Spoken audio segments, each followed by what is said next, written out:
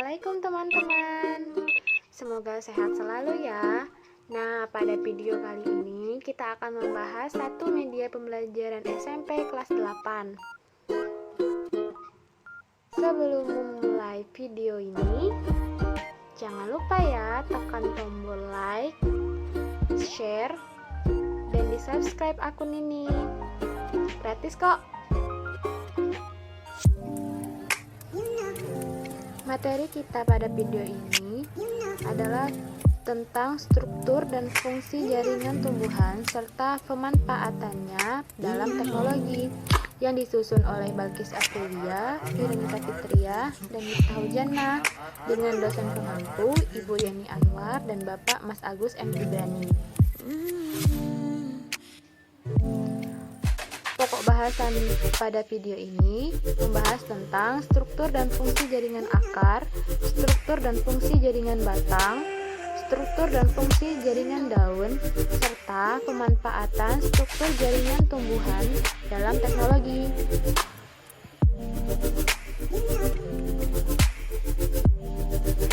Struktur dan fungsi jaringan akar. Akar memiliki fungsi untuk menambatkan tubuh tumbuhan pada tempat tumbuhnya atau tanah, menyerap air dan garam-garam mineral terlarut dalam tanah. Akar juga membantu menegakkan batang pada beberapa tumbuhan akar, juga berfungsi untuk menyimpan cadangan makanan, misalnya karbohidrat atau zat. Berikut merupakan gambar struktur jaringan penyusun akar iris melintang pada tumbuhan monokotil dan tumbuhan dikotil.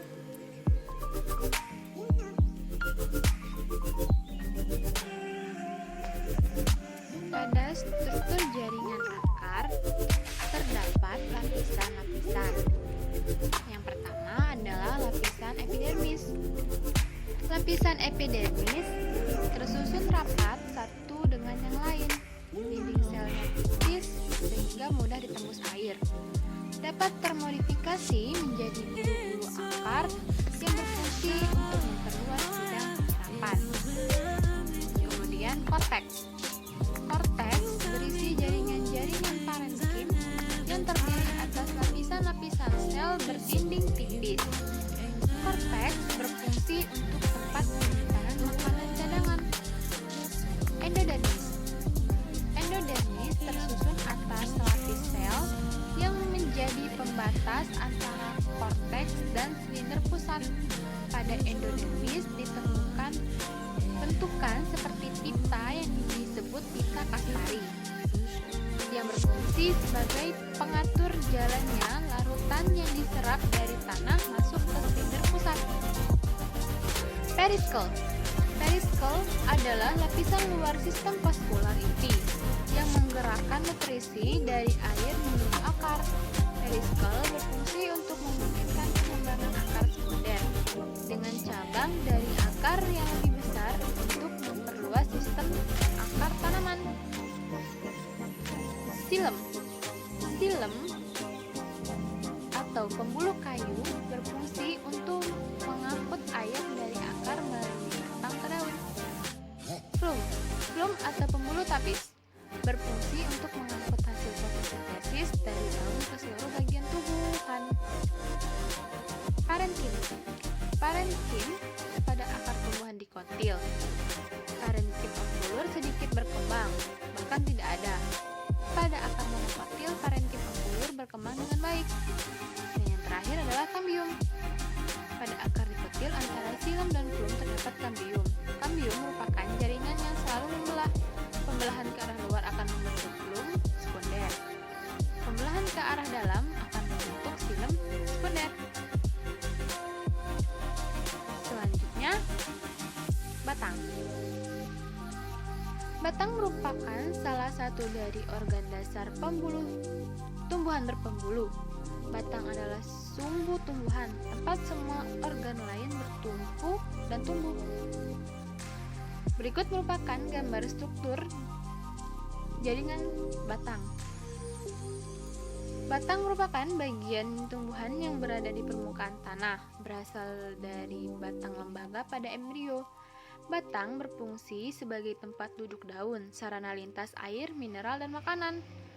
Ada perbedaan antara batang dikotil dan batang monokotil.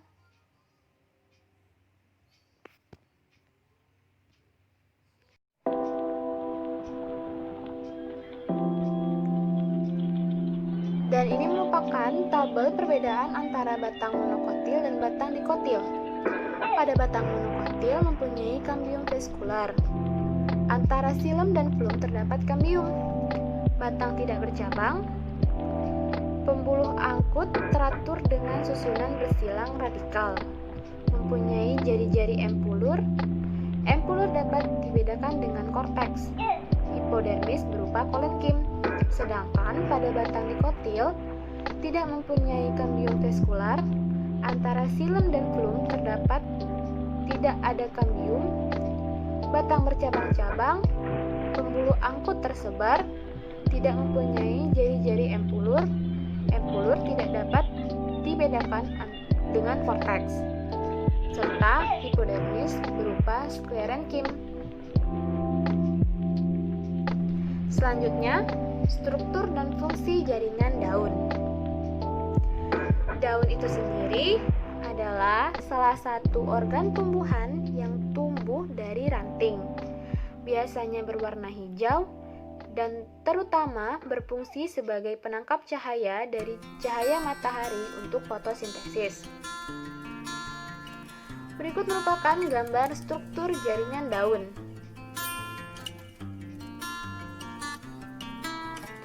Fungsi jaringan daun.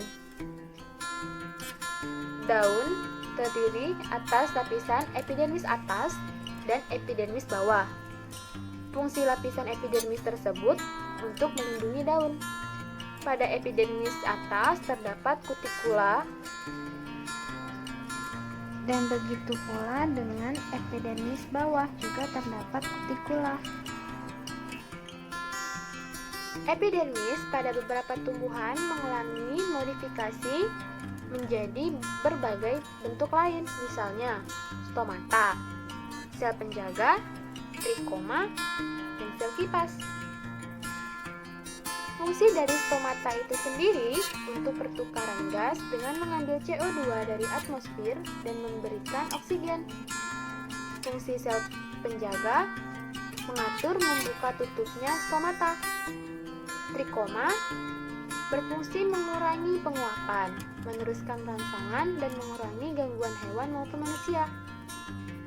Dan fungsi sel kipas, tempat penyimpanan air dan membuka menutup daun atau gerakan menggulung. Kemudian ada lapisan parenkim palisade yang terdapat kolenkim. Fungsi kolenkim untuk menyokong dan menguatkan daun. Kemudian parenkim spons terdapat berbagai pembuluh, yaitu xilem dan flum. Fungsi xilem mengatur air dan zat hara tanah dari akar ke daun.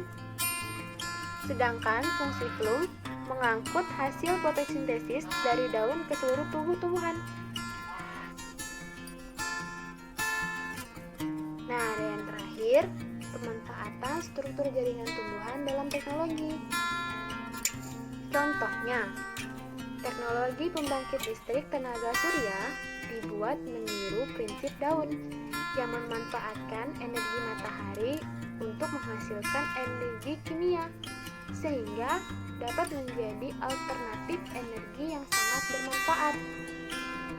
Seperti yang kita ketahui, daun memanfaatkan energi matahari untuk fotosintesis. Begitu pula dengan teknologi pembangkit listrik tenaga surya yang memanfaatkan energi cahaya matahari untuk menghasilkan energi listrik.